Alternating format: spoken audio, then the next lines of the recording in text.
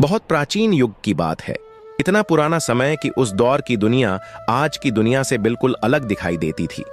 तब न ऊंची इमारतें थीं, न तेज रफ्तार जिंदगी, लेकिन इंसानों के मन में छिपी भावनाएं आज जैसी ही थीं।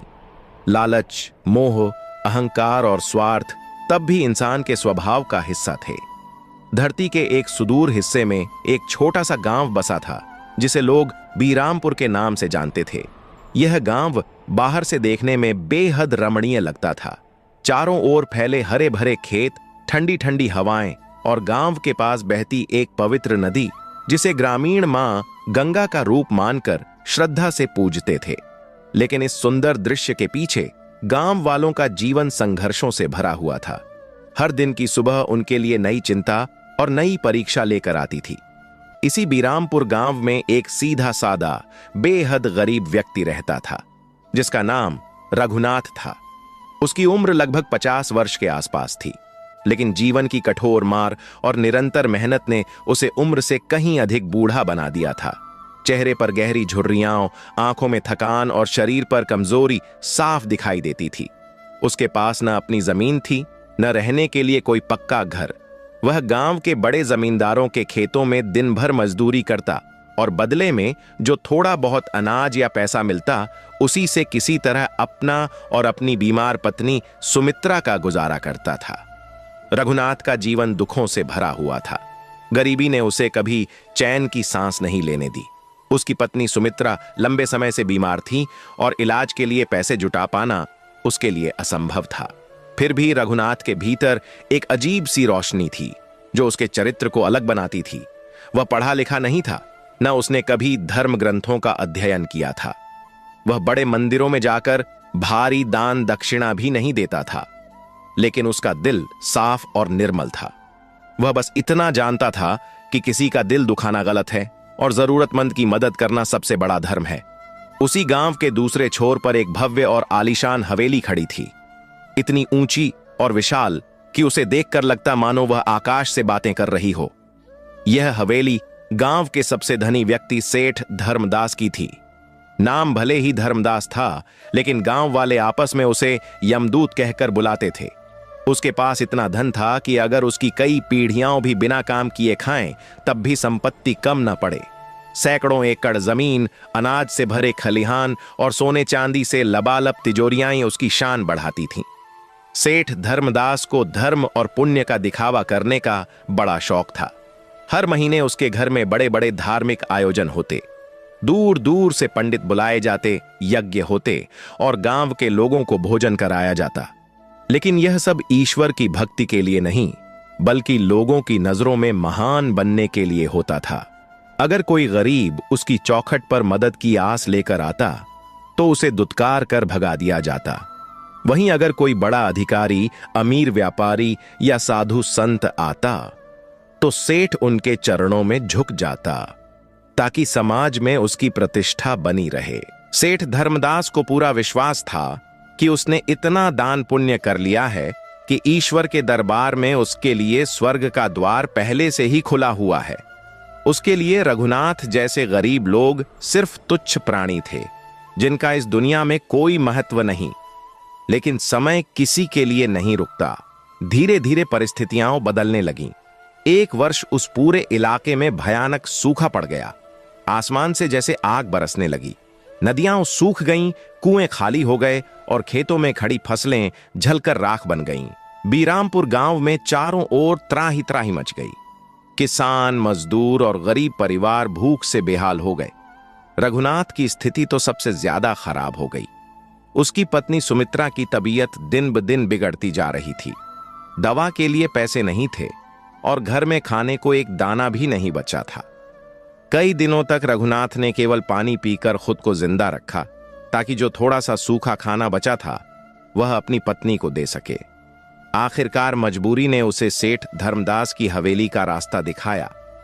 उसे उम्मीद थी कि इतना बड़ा धर्मात्मा इंसान जो रोज मंदिर में दीप जलाता है, शायद उसकी हालत देखकर दया कर देगा।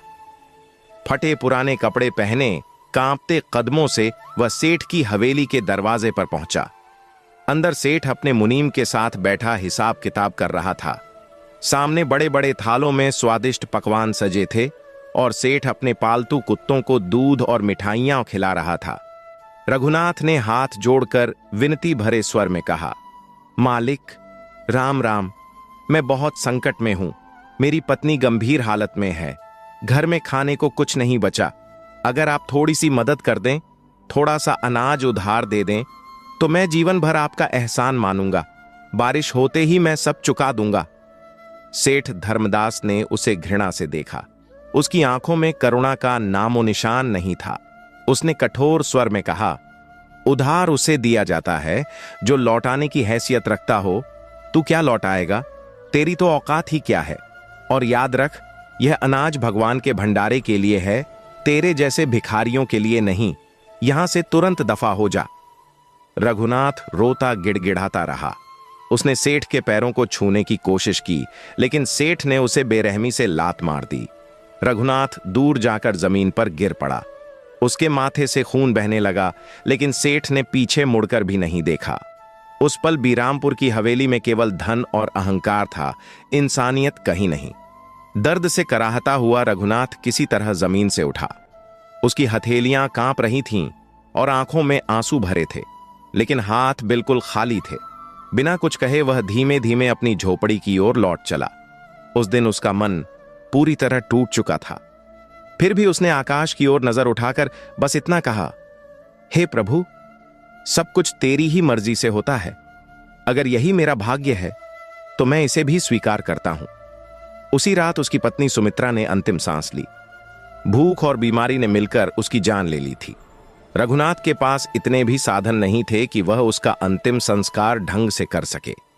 गांव वालों ने जैसे तैसे उसकी मदद की और सुमित्रा का क्रियाकर्म पूरा हुआ। अब रघुनाथ पूरी तरह अकेला रह गया था। उसके जीवन में कोई सहारा, कोई उद्देश्य नहीं बचा था। दूसरी ओर सेठ धर्मदास अपनी विशाल हवेली में खुशियां मना रहा था, क्योंकि उसी दिन उसने शहर में एक और बड़ी जमीन खरीद ली थी। लेकिन कहा जाता है कि मृत्यु न अमीरी देखती है, न गरीबी, न समय का इंतजार करती है और न हालात का। वह बस परछाई की तरह साथ चलती रहती है और जब घड़ी आती है तो पकड़ लेती है। वैसा ही हुआ। पत्नी के वियोग और लगातार भूख ने रघुनाथ को भीतर से तोड़ दिया। उसका शरीर दिन ब दिन कमजोर होता गया। एक सप्ताह बाद एक ठंडी और सन्नाटे भरी रात में, जब पूरा गांव गहरी नींद में डूबा था, रघुनाथ ने अपनी झोपड़ी के एक कोने में लेटे लेटे आखिरी सांस ली। उसके चेहरे पर कोई डर नहीं था, बल्कि एक अजीब सी शांति थी, जैसे उसे इस कठोर संसार से मुक्ति मिल गई हो। किसी को यह तक पता नहीं चला कि वह कब इस दुनिया से चला गया। इत्तेफाक देखिए, उसी रात सेठ धर्मदास को भी दिल का तेज दौरा पड़ा। आधी रात को उसकी छाती में असहनीय पीड़ा उठी और पूरी हवेली में अफरा तफरी मच गई। तुरंत शहर से नामी वैद्य और डॉक्टर बुलाए गए। महंगी दवाइयां दी गईं, दुर्लभ जड़ी बूटियां मंगाई गईं। पंडितों ने महामृत्युंजय मंत्र का पाठ शुरू कर दिया। सोना चांदी दान में बहने लगा, मानो यमराज को रिश्वत दी जा रही हो। लेकिन जिसकी जीवन डोर ऊपर से खींच ली जाए, उसे दुनिया की कोई शक्ति रोक नहीं सकती।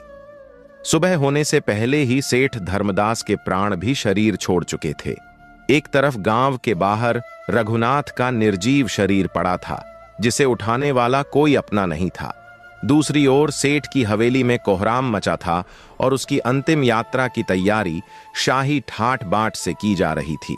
लेकिन असली कथा अब शुरू होने वाली थी, क्योंकि शरीर यहीं रह गए थे और आत्माओं का सफर आरंभ हो चुका था। वह सफर जहां न धन चलता है, न सिफारिश और न ही झूठा दिखावा। रघुनाथ और धर्मदास दोनों की आत्माएं अपने अपने शरीरों से बाहर आकर खड़ी हो गईं।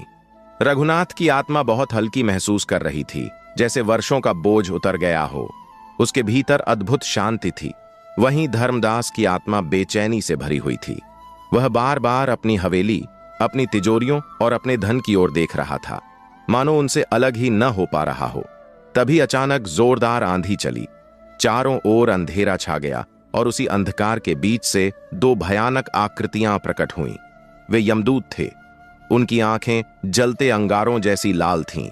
हाथों में भयानक पाश थे और उनका स्वरूप रोंगटे खड़े कर देने वाला था।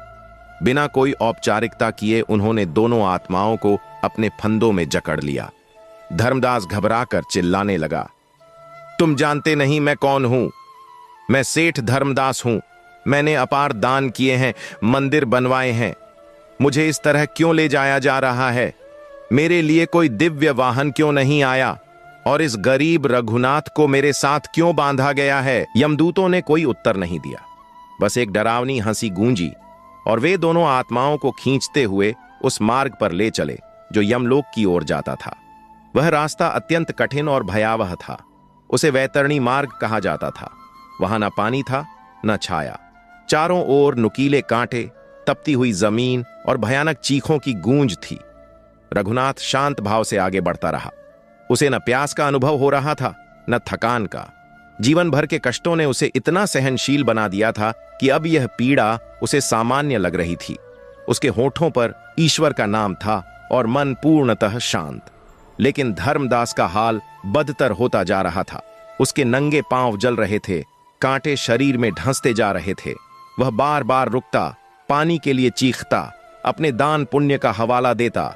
मेरे कर्म देखो, मैंने ब्राह्मणों को भोजन कराया है, यज्ञ करवाए हैं, मुझे यह सब क्यों सहना पड़ रहा है? वह चिल्लाता रहा। तब यमदूतों ने कठोर स्वर में कहा, चुप रह, यह यमलोक का मार्ग है। यहां न तेरी दौलत काम आएगी न तेरा दिखावा।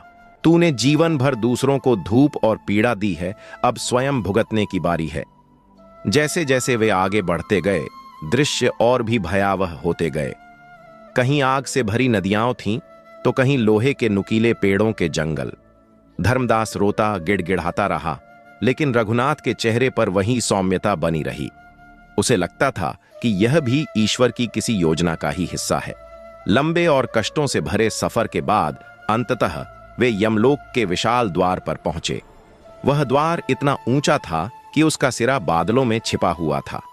द्वार पर भयानक प्रहरी खड़े थे। जैसे ही वे भीतर दाखिल हुए, वहां का दृश्य चौंका देने वाला था। एक ओर नर्क की हृदय विदारक चीखें गूंज रही थीं, तो दूसरी ओर स्वर्ग की दिव्य सुगंध बह रही थी। और ठीक सामने भव्य रूप में यमराज का दरबार सजा हुआ था। यमलोक का वह दिव्य दरबार किसी भी पृथ्वी के राजा महाराजा के वैभव से असंख्य गुना अधिक भव्य और विराट था। वहां दिव्य प्रकाश फैला हुआ था जो आंखों को चकाचौंध कर देता था। चारों ओर देवता, गंधर्व और महान ऋषि मुनि अपने अपने निर्धारित आसनों पर गहन गंभीरता के साथ विराजमान थे। ऐसा प्रतीत हो रहा था मानो स्वयं समय भी वहां ठहर गया हो। सबसे ऊंचे मंच पर काले पत्थर से निर्मित विशाल सिंहासन पर स्वयं धर्मराज यमराज विराजमान थे। उनका स्वरूप अत्यंत गंभीर, तेजस्वी और न्यायपूर्ण था। उनके हाथ में न्याय का दंड सुशोभित था और ठीक उनके समीप चित्रगुप्त अपनी विशाल लेखा पुस्तक खोले बैठे थे, जिसमें संसार के प्रत्येक जीव के जीवन का एक एक क्षण, एक एक विचार और एक एक कर्म विस्तार से अंकित था। पूरे दरबार में सन्नाटा छाया हुआ था। कोई देवता भी बोलने का साहस नहीं कर रहा था, क्योंकि आज होने वाला निर्णय साधारण नहीं बल्कि अत्यंत महत्वपूर्ण होने वाला था। यमदूत रघुनाथ और सेठ धर्मदास दोनों आत्माओं को यमराज के सम्मुख ले आए और वहां खड़ा कर दिया। यमराज की गंभीर और गूंजती हुई आवाज पूरे यमलोक में फैल गई। उन्होंने कहा कि चित्रगुप्त इन दोनों प्राणियों का संपूर्ण लेखा जोखा सभा के सामने प्रस्तुत करे, क्योंकि दोनों पृथ्वी लोक से एक ही समय पर आए हैं, लेकिन इनके जीवन के भाव और कर्म एक दूसरे से बिल्कुल विपरीत दिखाई देते हैं। यह भी स्पष्ट किया जाए कि इन्होंने मनुष्य जन्म में क्या अर्जित किया और क्या गंवाया। चित्रगुप्त ने अपना चश्मा ठीक किया और मोटी मोटी पन्नों वाली पुस्तक को पलटना शुरू किया।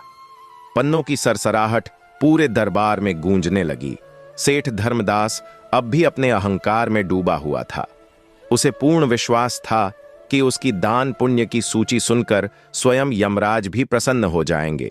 वह मन ही मन सोच रहा था कि जैसे ही उसके बनवाए मंदिरों और दिए गए दानों का वर्णन होगा, यह दरबार उसके सम्मान में झुक जाएगा और रघुनाथ जैसे गरीब को नर्क में भेज दिया जाएगा। वहीं दूसरी ओर रघुनाथ सिर झुकाए शांत भाव से खड़ा था। उसका मन भारी था। उसे लगता था कि वह अपनी पत्नी को बचा नहीं सका। इसलिए वह किसी न किसी रूप में दोषी है। वह मन ही मन तय कर चुका था कि उसे जो भी दंड मिलेगा वह बिना किसी शिकायत के स्वीकार करेगा। चित्रगुप्त ने सबसे पहले ऊंचे स्वर में सेठ धर्मदास का नाम पुकारा। धर्मदास, पिता करमचंद, निवासी बीरामपुर। यह सुनते ही धर्मदास ने गर्व से अपनी छाती चौड़ी कर ली। चित्रगुप्त ने पढ़ना शुरू किया कि इस व्यक्ति ने अपने जीवन काल में 20 मंदिरों का निर्माण कराया, 50 बड़े भंडारों का आयोजन किया, 101 ब्राह्मणों को गाय दान में दी, कुंभ मेले में शाही स्नान किया और साधु संतों को स्वर्ण मुद्राएं भेंट की। यह सुनकर धर्मदास का चेहरा खिल उठा। उसने यमराज की ओर ऐसे देखा मानो कह रहा हो, देखा, मैंने कहा था। दरबार में बैठे कुछ देवता भी आपस में धीमे स्वर में चर्चा करने लगे। ऐसा प्रतीत होने लगा कि धर्मदास के पुण्य कर्मों का पलड़ा भारी है। जैसे जैसे चित्रगुप्त पढ़ते जा रहे थे वैसे वैसे धर्मदास का अहंकार और भी बढ़ता जा रहा था। जब सूची समाप्त हुई तो धर्मदास ने हाथ जोड़कर कहा कि अब तो उसे स्वर्ग में सर्वोच्च स्थान मिलना चाहिए, क्योंकि उसने अपना पूरा जीवन धर्म के नाम पर लगा दिया है। यमराज ने कोई उत्तर नहीं दिया। उनकी भौहें तन गईं। उन्होंने केवल संकेत किया कि आगे पढ़ा जाए। चित्रगुप्त ने अगला पन्ना पलटा जो काले रंग का था। चित्रगुप्त ने गंभीर स्वर में कहा कि महाराज, इसके खाते में कुछ और भी दर्ज है। जिन 20 मंदिरों का निर्माण इसने कराया वे उन जमीनों पर बनाए गए थे जिन्हें इसने गरीब विधवाओं और अनाथों से छल कपट से छीना था। इसने मंदिर ईश्वर भक्ति के कारण नहीं बल्कि अपनी काली कमाई को सफेद करने और समाज में धर्मात्मा कहलाने के लिए बनवाए थे। यह सुनते ही धर्मदास के चेहरे से रंग उड़ गया। चित्रगुप्त ने आगे पढ़ा कि जिन भंडारों का इसने आयोजन किया उनमें सड़ा हुआ और घटिया अनाज परोसा गया, जिससे कई गरीब लोग बीमार पड़ गए। और सबसे बड़ा पाप यह था कि जिस रात इसका पड़ोसी रघुनाथ अपनी मरती हुई पत्नी के लिए मुट्ठी भर अनाज मांगने आया था, उस रात इसने उसे लात मारकर भगा दिया, जबकि इसके गोदाम अनाज से भरे पड़े थे। इसने धर्म का पालन नहीं किया बल्कि धर्म का व्यापार किया। पूरे दरबार में सन्नाटा छा गया। जो देवता कुछ ही क्षण पहले धर्मदास की प्रशंसा कर रहे थे वे अब मौन हो गए। यमराज की आंखों में क्रोध की ज्वाला भड़क उठी। धर्मदास अब थर थर कांप रहा था। उसका सारा अहंकार मिट्टी में मिल चुका था। तब यमराज ने रघुनाथ की ओर देखा और चित्रगुप्त से कहा कि अब इस दूसरे प्राणी का लेखा खोला जाए। चित्रगुप्त ने रघुनाथ का खाता खोला। वह पन्ना अत्यंत सादा था।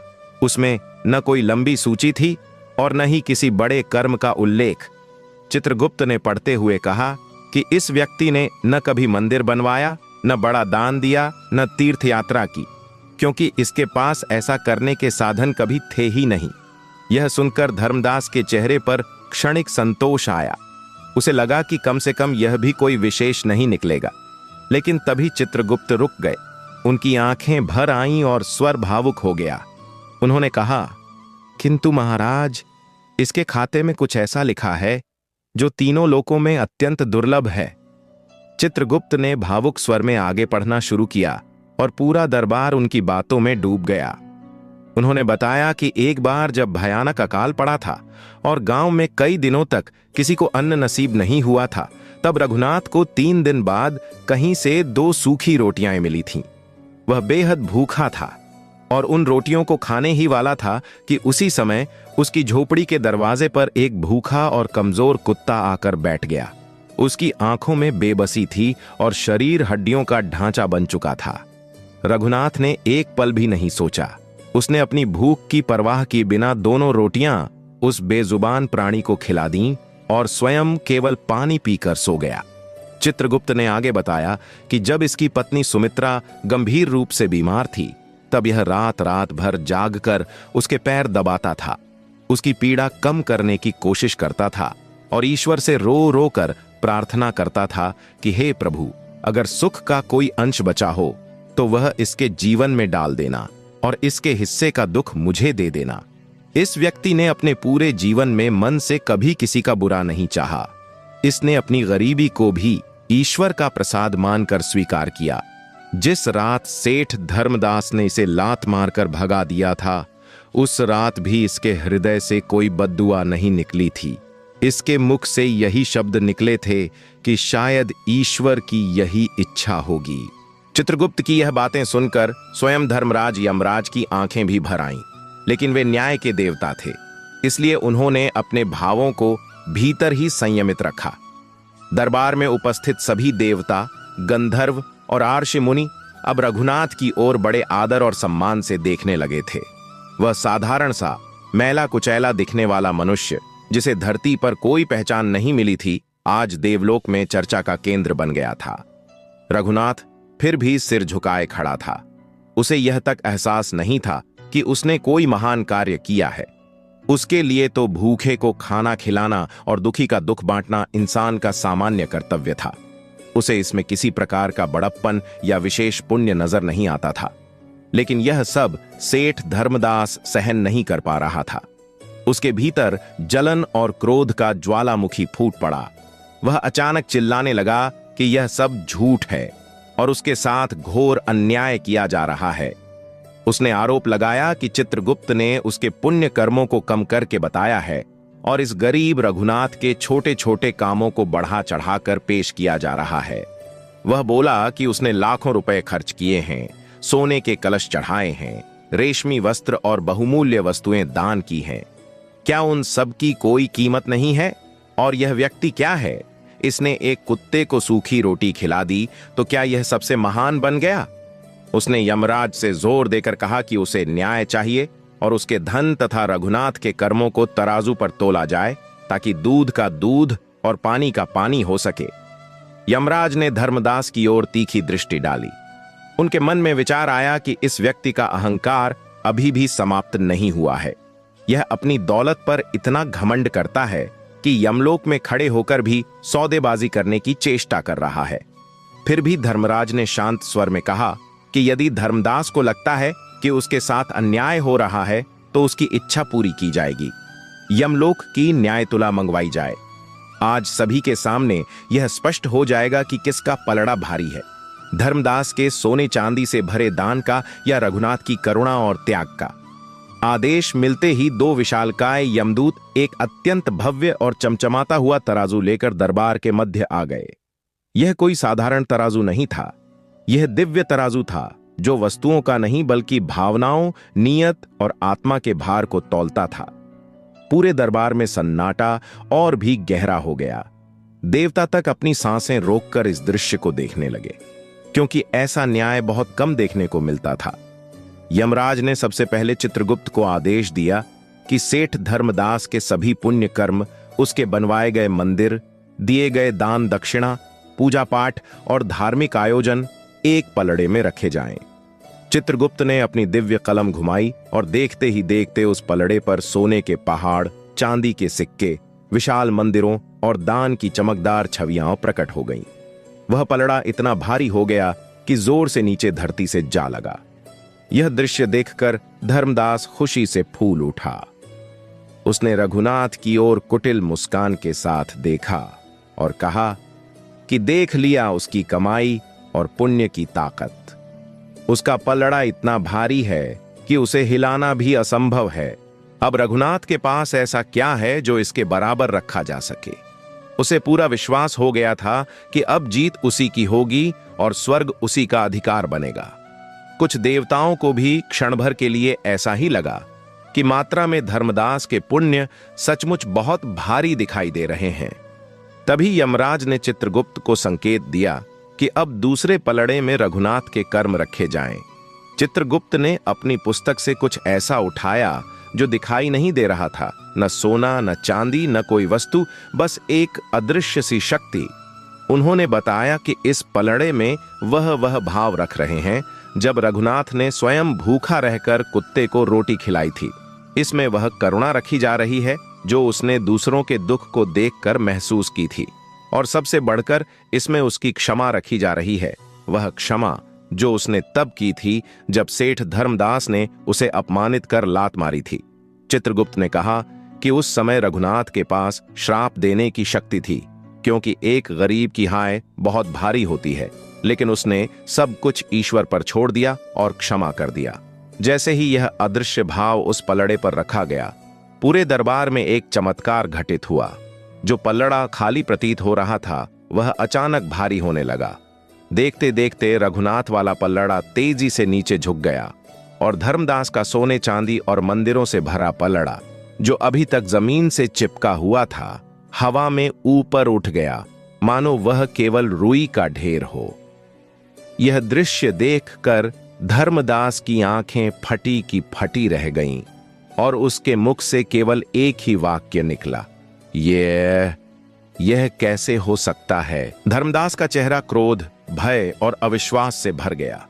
उसने यमलोक के उस विशाल और दिव्य तराजू की ओर देखते हुए ऊंची आवाज में कहा कि यह सब एक छल है, कोई साजिश है। उसका कहना था कि उसने जीवन भर अपार धन कमाया, भारी मात्रा में सोना दान किया, विशाल मंदिर बनवाए, ब्राह्मणों को भोजन कराया और समाज में अपना नाम रोशन किया। फिर यह कैसे संभव है कि उसकी सारी संपत्ति और दान किसी हवा जैसे हल्के कर्म के सामने तुच्छ सिद्ध हो जाए। उसे पूरा विश्वास था कि तराजू में कोई दोष है, क्योंकि उसके अहंकार को यह स्वीकार नहीं था कि उसका जीवन व्यर्थ हो सकता है। तभी यमराज अपने सिंहासन से खड़े हो गए। उनका स्वर बादलों की गड़गड़ाहट जैसा था, जिससे पूरा यमलोक कांप उठा। उन्होंने धर्मदास को शांत रहने का आदेश देते हुए कहा कि यह तराजू कभी झूठ नहीं बोलता, क्योंकि यह दिखावे से नहीं, सत्य से तौलता है। उन्होंने धर्मदास को समझाया कि उसके दान में करुणा नहीं थी, बल्कि अहंकार भरा था।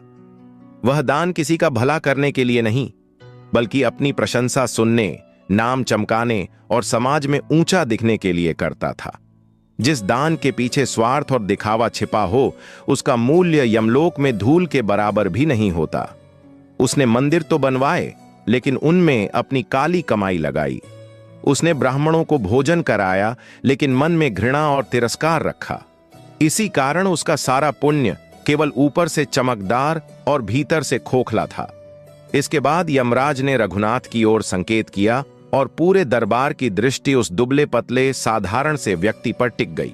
यमराज ने कहा कि इस रघुनाथ के पास धन नहीं था, लेकिन इसका हृदय अत्यंत समृद्ध था। इसने जो कुछ भी किया बिना किसी अपेक्षा के किया। जब इसने एक भूखे कुत्ते को अपनी रोटी दी, तब न कोई देखने वाला था, न कोई प्रशंसा करने वाला, न इसे अखबार में नाम छपवाना था और न किसी सम्मान की चाह थी। इसने बस एक जीव की भूख मिटाने के लिए अपना निवाला त्याग दिया। शास्त्रों में स्पष्ट कहा गया है कि अहंकार से दिया गया करोड़ों का दान व्यर्थ हो जाता है, जबकि श्रद्धा और प्रेम से दिया गया एक तिनका भी पर्वत से भारी हो जाता है। रघुनाथ का वह एक पल का त्याग धर्मदास के पूरे जीवन के दिखावे पर भारी पड़ गया था। इसलिए आज देवता भी मौन थे, क्योंकि भक्ति और सच्चाई के आगे सबसे बड़ी शक्ति भी झुक जाती है। धर्मदास के पैरों तले मानो जमीन खिसक गई। पहली बार उसे अपने जीवन की सच्चाई दिखाई दी। उसने समझा कि उसने जो कुछ किया वह दिखावे के लिए था, लेकिन अब बहुत देर हो चुकी थी। पछतावे का कोई लाभ नहीं था, क्योंकि समय का पहिया पीछे नहीं घूमता। यमराज ने अपना निर्णय सुनाते हुए कहा कि धर्मदास ने जो सुख सुविधाएं जीवन में भोगी, वे उसके पूर्व जन्मों के कुछ अच्छे कर्मों का फल थीं, जो अब समाप्त हो चुकी हैं। इस जन्म में उसने केवल पाप, अहंकार और क्रूरता ही कमाई है, इसलिए उसे नर्क के रौरव खंड में भेजा जाता है, जहां उसे तब तक आग, भूख और पीड़ा सहनी होगी, जब तक उसका अहंकार झलकर राख न हो जाए और वह एक चींटी के दर्द को भी समझने योग्य न बन जाए। यमदूतों ने धर्मदास को जकड़ लिया। वह रोता चिल्लाता रहा और बार बार एक और मौका मांगता रहा, लेकिन यमराज ने कहा कि मनुष्य को हर सांस के साथ मौका मिलता है, पर वह उसे स्वयं गंवा देता है। अब मौका नहीं, केवल परिणाम मिलेगा। यमदूत उसे घसीटते हुए उस अंधेरे कुएं की ओर ले गए, जहां से डरावनी चीखें और कराहें सुनाई दे रही थीं। इसके बाद यमराज रघुनाथ की ओर मुड़े। उनका चेहरा अब करुणा और शांति से भरा था। उन्होंने कहा कि रघुनाथ ने धरती पर बहुत कष्ट सहे, लेकिन कभी धर्म का मार्ग नहीं छोड़ा। उसने गरीबी में भी ईश्वर को दोष नहीं दिया। उसका जीवन भले ही संघर्षों से भरा रहा हो, लेकिन उसकी आत्मा शुद्ध सोने की तरह थी। उसके लिए स्वर्ग के द्वार खुले थे। इतना कहकर यमराज एक क्षण के लिए रुके। पूरे दरबार में सन्नाटा छा गया। फिर यमराज मुस्कुराए और बोले कि रघुनाथ के कर्म इतने उच्च हैं कि केवल स्वर्ग का सुख देना उसके साथ न्याय नहीं होगा, क्योंकि स्वर्ग में पुण्य समाप्त होने के बाद आत्मा को फिर जन्म लेना पड़ता है। लेकिन रघुनाथ ने निष्काम भाव से कर्म किए थे, बिना फल की इच्छा के, और यही उसे मोक्ष का अधिकारी बनाता है। अब उसे जन्म मरण के चक्र में नहीं पड़ना होगा, बल्कि वह सीधे बैकुंठ लोक जाएगा, जहां स्वयं भगवान विष्णु निवास करते हैं। रघुनाथ यह सुनकर रो पड़ा। उसने हाथ जोड़कर कहा कि वह तो एक साधारण अनपढ़ और अज्ञानी व्यक्ति है, इतने बड़े सम्मान के योग्य कैसे हो सकता है। उसने तो बस वही किया जो उसका हृदय कहता था। यमराज ने उत्तर दिया कि यही सरलता ईश्वर को सबसे प्रिय है, क्योंकि जहां ज्ञान और विद्या का अहंकार आ जाता है, वहां ईश्वर नहीं ठहरते। वे केवल प्रेम और सच्चाई के भूखे हैं। उसी क्षण आकाश से एक दिव्य विमान उतरा, जिसकी तेज रोशनी से सभी की आंखें चौंधियां गईं। गंधर्वों ने फूलों की वर्षा शुरू कर दी। जिस रघुनाथ को धरती पर लोग तुच्छ समझते थे, आज वही देवताओं द्वारा सम्मान के साथ विदा किया जा रहा था। बीरामपुर गांव का सबसे गरीब व्यक्ति आज सच्चे अर्थों में सबसे अमीर बन गया था और अमृता प्राप्त कर गया। कहानी यहीं समाप्त नहीं होती, क्योंकि यमराज के दरबार की यह घटना एक गहरा संदेश छोड़ जाती है। जब देवता भी मौन हो गए थे, तो उसका कारण यही था कि कलयुग में दिखावटी पूजा पाठ से अधिक महत्व इंसानियत का है। यदि कोई दिन रात माला जपे, लेकिन उसके पड़ोस में कोई भूखा सो रहा हो, तो उस माला का कोई मूल्य नहीं। यदि मंदिरों में दूध बहाया जाए, लेकिन बीमार और असहाय की सहायता न की जाए, तो वह दूध नाली में बहने के समान है। रघुनाथ और धर्मदास की यह कथा हमें सिखाती है कि ऊपर वाले के यहां धन का नहीं, कर्म का हिसाब होता है। जेब खाली हो तो कोई बात नहीं, लेकिन दिल बड़ा होना चाहिए। इस घटना के बाद बीरामपुर गांव में भी एक अद्भुत परिवर्तन आया।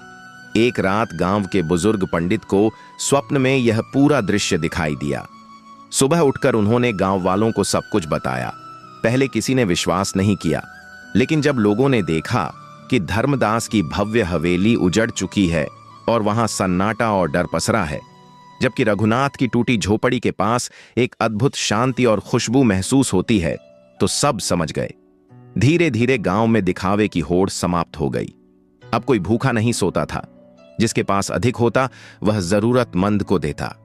बीरामपुर, जो कभी गरीबी और स्वार्थ का प्रतीक था, अब करुणा और मानवता का उदाहरण बन गया। बस सचमुच बीरामपुर राम का पुर बन चुका था, क्योंकि गांव वालों ने यह समझ लिया था कि असली खजाना तिजोरी में नहीं, बल्कि नियत और कर्म में होता है। समय किसी के लिए नहीं रुकता, वह नदी की धार की तरह बहता रहता है। बीरामपुर में जो बदलाव आया था, वह कई वर्षों तक बना रहा। लोग आपस में मिलजुल कर रहने लगे थे। कोई भूखा नहीं सोता था और कोई खुद को अकेला नहीं समझता था। रघुनाथ की झोपड़ी अब एक पवित्र स्थान बन गई थी, जहां लोग दीप जलाते और संकट के समय प्रार्थना करते थे। लेकिन कहते हैं कि बुराई की जड़ें बहुत गहरी होती हैं। ऊपर से पेड़ कट जाए, तब भी जड़ें जमीन के भीतर छिपी रहती हैं और अवसर मिलते ही फिर से सिर उठाने लगती हैं। सेठ धर्मदास अपने कर्मों की सजा भुगतने यमलोक चला गया था, लेकिन उसका बेटा विक्रम अभी जीवित था। विक्रम उस समय गांव में नहीं था, वह शहर में पढ़ाई और व्यापार में लगा हुआ था। पिता की मृत्यु की खबर मिलने पर भी वह तुरंत गांव नहीं आया। उसे भरोसा था कि मुनीम सब संभाल लेंगे। विक्रम अपने पिता से भी ज्यादा कठोर और चालाक था। जहां धर्मदास केवल घमंडी था, वहीं विक्रम के भीतर क्रूरता भी थी। उसे धर्म और ईश्वर पर कोई विश्वास नहीं था। उसके लिए दुनिया में केवल एक ही भगवान था, पैसा। करीब 5 साल बाद जब शहर में उसका व्यापार घाटे में चला गया और कर्ज बढ़ने लगा, तब उसे गांव और पिता की हवेली याद आई। उसने सोचा कि गांव जाकर जमीनों से पैसा निकालूंगा, लगान बढ़ाऊंगा और सारी दौलत समेटकर फिर शहर लौट जाऊंगा। एक धूल भरी शाम को विक्रम अपनी महंगी गाड़ी में बीरामपुर पहुंचा। गांव का बदला हुआ रूप देखकर वह हैरान रह गया। उसे याद था कि कभी उसके पिता की सवारी देखकर लोग सिर झुका लेते थे, लेकिन आज कोई डर नहीं था। लोग अपने काम में मग्न थे। चौपाल पर हंसी गूंज रही थी। उसकी गाड़ी गुजरी, लोगों ने देखा जरूर, पर किसी ने झुककर प्रणाम नहीं किया। यह देखकर विक्रम का खून खौल उठा। हवेली पहुंचकर उसने देखा कि वहां वीरानी छाई है और मुनीम बूढ़ा हो चुका है। उसने आते ही मुनीम को डांटा और हिसाब मांगा। मुनीम ने डरते हुए बताया कि सेठ जी के बाद गांव वालों ने लगान देना बंद कर दिया है। अब वे एक दूसरे की मदद करते हैं और रघुनाथ की समाधि को अपना सहारा मानते हैं। रघुनाथ का नाम सुनते ही विक्रम तिलमिला उठा। उसने तिरस्कार से कहा कि वही गरीब मजदूर जिसकी कोई औकात नहीं थी, आज भगवान बन गया है। उसने मुनीम से कहा कि यह अंधविश्वास वह जड़ से खत्म करेगा और गांव वालों को उनकी औकात याद दिलाएगा। उसने अगले ही दिन पंचायत बुलाने का आदेश दिया। अगली सुबह बरगद के पेड़ के नीचे पंचायत बैठी। विक्रम ऊंचे चबूतरे पर कुर्सी डालकर बैठा। गांव वाले आए, लेकिन उनकी आंखों में डर नहीं, आत्मसम्मान था। विक्रम ने कठोर स्वर में कहा कि आज से लगान 2 गुना होगा और रघुनाथ की झोपड़ी हटानी पड़ेगी। तभी बुजुर्ग रामदीन काका आगे आए और शांति से बोले कि धन से डर नहीं चलता, कर्म से चलता है। रघुनाथ भले ही गरीब था, लेकिन वह आज भी उनके दिलों में जीवित है। वे अन्याय नहीं सहेंगे। यह सुनकर विक्रम क्रोध से भर उठा। उसने धमकी दी कि अगर गांव वाले नहीं माने तो वह बल प्रयोग करेगा और देखेगा कि उनका रघुनाथ उन्हें कैसे बचाता है। उसी क्षण उसने घोषणा की कि गांव की सिंचाई वाली नहर जो उसकी जमीन से गुजरती है वह बंद करवा देगा। उस नहर का पानी रोक दिया गया। बीरामपुर के खेतों के लिए वही नहर जीवन रेखा थी, वही खेतों की सांस थी। विक्रम ने अपनी धमकी को सच कर दिखाया। उसने शहर से गुंडे बुलवाए और नहर पर एक मजबूत बांध बनवा दिया। देखते ही देखते गांव में पानी की भयानक किल्लत शुरू हो गई। खेतों की मिट्टी फटने लगी, फसलें सूखने लगीं और जानवर प्यास से बेहाल होकर इधर उधर भटकने लगे। गांव में हाहाकार मच गया, लेकिन इसके बावजूद गांव वालों ने हार नहीं मानी। हर शाम वे रघुनाथ की झोपड़ी के पास इकट्ठा होते, दीप जलाते और कीर्तन करते। उनके मन में एक अडिग विश्वास था कि अन्याय ज्यादा दिन नहीं टिकता और सत्य की जीत जरूर होती है। उधर विक्रम अपनी हवेली की छत से यह सब देखता और शराब के नशे में हंसता हुआ कहता, देखता हूं इनका भगवान कब पानी बरसाता है। जब गला सूखेगा तब सब मेरी हवेली के सामने आकर गिड़गिड़ाएंगे। दिन बीतते गए, हफ्ते गुजरते गए। गांव की हालत दिन प्रतिदिन बदतर होती चली गई, लेकिन किसी ने भी विक्रम के सामने घुटने नहीं टेके। यही बात विक्रम को अंदर ही अंदर खाई जा रही थी। उसे समझ नहीं आ रहा था कि इन गरीब और साधारण लोगों में इतनी हिम्मत और ताकत आखिर आ कहां से रही है। रातें उसकी नींद छीनने लगी, वह करवटें बदलता रहता। हवेली के सूने कमरों से उसे अजीब अजीब आवाजें सुनाई देती, जैसे कोई धीरे धीरे चल रहा हो, जैसे कोई उसे देख रहा हो। उसका मन डर से भरने लगा, लेकिन अहंकार उसे यह मानने नहीं देता था। एक रात अमावस की घोर काली रात थी। विक्रम जरूरत से ज्यादा शराब पीकर अपने कमरे में बेसुध पड़ा था। तभी अचानक खिड़की जोर से खुली और ठंडी हवा का एक तेज झोंका अंदर आ गया। कमरे में रखे दिए एक एक करके बुझ गए। विक्रम घबराकर उठ बैठा। उसने देखा कि कमरे के एक कोने में अंधेरा असामान्य रूप से गहराता जा रहा है और उसी अंधेरे के बीच 2 लाल आंखें चमक रही हैं। उसका कंठ सूख गया। वह चीखना चाहता था, मदद के लिए पुकारना चाहता था, लेकिन आवाज गले में ही अटक गई। धीरे धीरे वह अंधेरा एक भयानक आकार लेने लगा। वह कोई और नहीं, वही यमदूत थे जो उसके पिता को यमलोक ले गए थे। हालांकि विक्रम उन्हें पहचान नहीं पाया। वह बस डर के मारे कांप रहा था।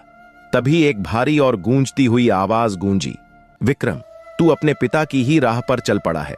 तुझे लगता है कि तेरा धन और तेरा बल तुझे बचा लेगा, लेकिन तू मूर्ख है। देख तेरे पिता का क्या हाल हुआ। इतना कहते ही विक्रम के सामने कमरे की दीवार जैसे गायब हो गई। उसके सामने एक भयावह दृश्य खुल गया। आग की लपटों के बीच एक व्यक्ति जंजीरों में बंधा तड़प रहा था। उसका शरीर झुलस चुका था और वह बार बार चिल्ला रहा था, पानी, एक बूंद पानी। विक्रम ने जब ध्यान से देखा तो उसके रोंगटे खड़े हो गए। वह कोई और नहीं, उसका अपना पिता सेठ धर्मदास था। धर्मदास ने अपनी जलती हुई आंखों से विक्रम की ओर देखा और चीख कर बोला, बेटा रुक जा, जो गलती मैंने की वह तू मत दोहराना। यह दौलत, यह जमीन, यह अहंकार सब यहीं रह जाता है। यमलोक में इसकी कोई कीमत नहीं। यहां तो एक एक बूंद पानी के लिए तरसना पड़ता है। उन गांव वालों को मत सता, उस रघुनाथ का अपमान मत कर, वह पुण्यात्मा है। अगर तू नहीं रुका तो तेरी जगह मुझसे भी भयानक नर्क में बनेगी। यह दृश्य इतना डरावना था कि विक्रम की आत्मा कांप उठी। उसके कानों में पिता की चीखें हथौड़े की तरह बज रही थीं। अचानक वह दृश्य ओझल हो गया और यमदूतों की आवाज फिर गूंजी, यह तो केवल एक झलक थी विक्रम, तेरे कर्मों का घड़ा भरने ही वाला है। जिस नहर का पानी तूने रोका है, याद रखना वही प्यास तेरी आत्मा को अनंत काल तक तड़पाएगी। अभी भी समय है। अगर सूरज उगने से पहले तूने फैसला नहीं बदला तो अगली रात हम तुझे लेने आएंगे और फिर कोई वापसी नहीं होगी। इतना कहकर यमदूत अदृश्य हो गए। विक्रम पसीने से लथपथ बिस्तर पर गिर पड़ा। वह समझ ही नहीं पा रहा था कि यह सब सपना था या हकीकत, लेकिन उसका दिल इतनी जोर से धड़क रहा था कि मानो छाती फाड़कर बाहर आ जाएगा।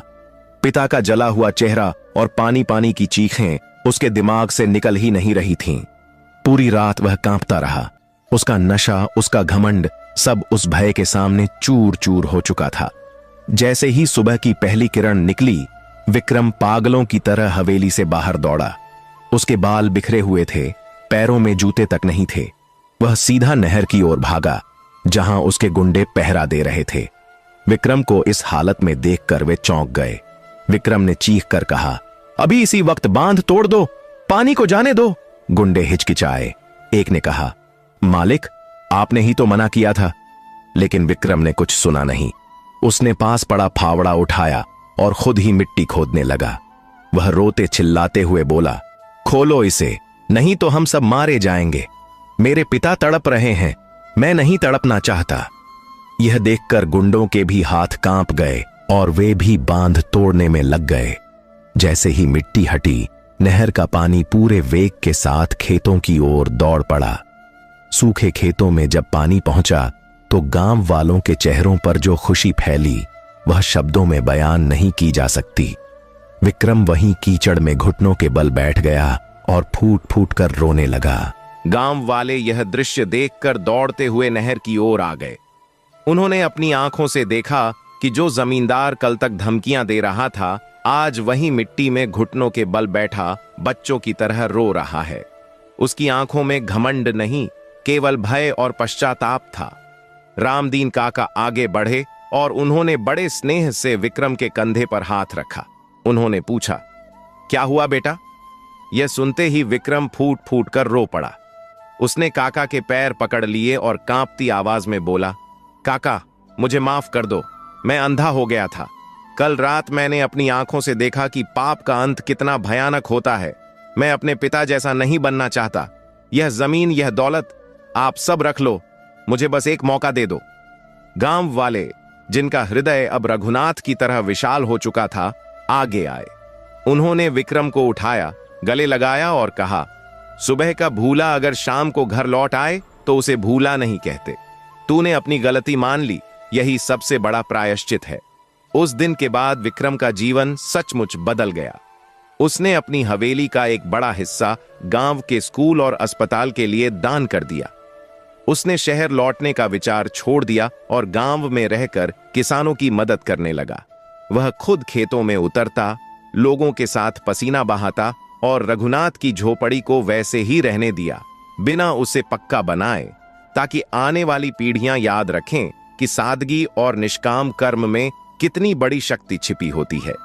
बीरामपुर फिर से शांति और करुणा का गांव बन गया।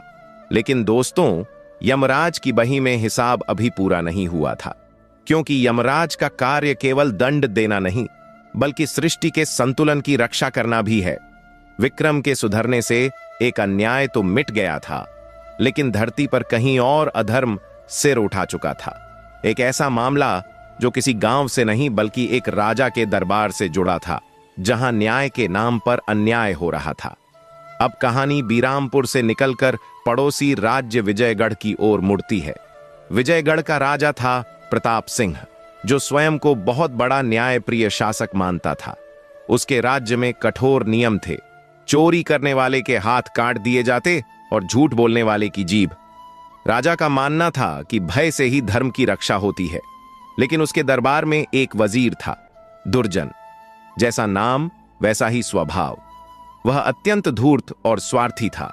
वह राजा की आंखों में धूल झोंककर निर्दोषों को फंसाता और अपने शत्रुओं को सजा दिलवाता। राजा प्रताप सिंह अपनी तथाकथित न्यायप्रियता के अहंकार में इतना डूब चुका था कि उसे सच और झूठ का अंतर दिखाई देना बंद हो गया था। एक दिन दुर्जन की दृष्टि एक गरीब ब्राह्मण की सुंदर पुत्री पर पड़ी। जब ब्राह्मण ने अपनी बेटी का विवाह उससे करने से साफ इनकार कर दिया, तो दुर्जन ने प्रतिशोध की भयानक योजना रच डाली। उसने राजकोष से एक बहुमूल्य हार चुराया और रातों रात ब्राह्मण की पोटली में छिपा दिया। अगले दिन दरबार में सिपाही उस ब्राह्मण को पकड़ लाए। सबके सामने उसकी पोटली खोली गई और हार बाहर निकाला गया। राजा प्रताप सिंह क्रोध से लाल हो गए।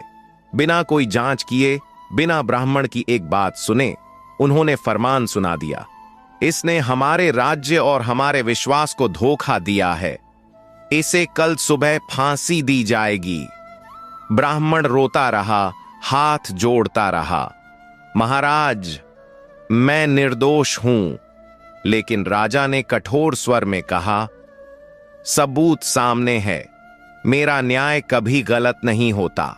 यह खबर पूरे विजयगढ़ में आग की तरह फैल गई। उस रात कालकोठरी में बैठा वह ब्राह्मण ईश्वर से नहीं बल्कि यमराज से प्रार्थना करने लगा। उसने कहा, हे धर्मराज, धरती पर न्याय अंधा हो चुका है। क्या आपके दरबार में भी ऐसा ही होगा? यदि मैं निर्दोष मारा गया तो मेरा श्राप इस राज्य को नहीं छोड़ेगा। उसकी करुण पुकार यमलोक तक जा पहुंची। यमराज अपने सिंहासन पर बैठे थे। तभी उन्हें एक तीव्र कंपन का अनुभव हुआ। चित्रगुप्त ने निवेदन किया, महाराज, विजयगढ़ में एक घोर अन्याय होने जा रहा है।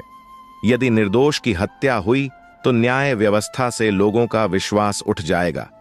यमराज गंभीर हो गए और बोले, न्याय की रक्षा मेरा परम कर्तव्य है। इस बार मुझे स्वयं जाना होगा, लेकिन यमराज के रूप में नहीं। राजा को भय से नहीं, विवेक से पराजित करना होगा। अगली सुबह विजयगढ़ के फांसी घर में भारी भीड़ जमा थी। जल्लाद फंदा तैयार कर रहा था। ब्राह्मण आंखें बंद किए ईश्वर का स्मरण कर रहा था। राजा प्रताप सिंह ऊंचे मंच पर बैठा अपने निर्णय पर गर्व कर रहा था। तभी भीड़ को चीरते हुए एक तेजस्वी साधु वहां प्रकट हुआ। उसके चेहरे पर ऐसा दिव्य तेज था कि सिपाही भी उसे रोकने का साहस नहीं कर सके। साधु ने ऊंचे स्वर में कहा, रुको राजन, यह फांसी नहीं हो सकती। राजा क्रोधित होकर बोला, कौन हो तुम और हमारे न्याय में बाधा डालने का साहस कैसे किया? साधु के वेश में खड़े उस रहस्यमय व्यक्ति ने हल्की मुस्कान के साथ कहा, राजन, घबराइए मत, मैं कोई बाधा नहीं हूं। मैं तो केवल एक राहगीर हूं जो आपके लिए एक शुभ समाचार लेकर आया है। उसकी आवाज में ऐसा आत्मविश्वास था कि पूरा दरबार शांत हो गया। उसने आगे कहा, मुझे ज्योतिष और कालगणना का गहरा ज्ञान है। अभी अभी मैंने पंचांग के अनुसार गणना की है और इस क्षण एक अत्यंत दुर्लभ मुहूर्त चल रहा है। इस मुहूर्त में यदि कोई प्राणी मृत्यु को प्राप्त होता है, चाहे फांसी से या किसी और कारण से, तो वह सीधे स्वर्ग में जाकर इंद्र का स्थान प्राप्त करता है और देवताओं का राजा बनता है। ऐसा संयोग हजारों वर्षों में एक बार ही आता है।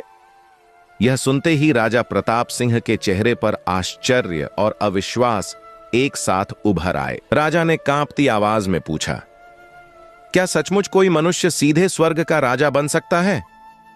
साधु ने शांत भाव से सिर हिलाया और कहा, राजन, यह 100% सत्य है। यदि संदेह हो तो राज पंचांग मंगवाइए और स्वयं देख लीजिए। यह ब्राह्मण जिसे आप चोरी के अपराध में फांसी देने जा रहे हैं अत्यंत भाग्यशाली है।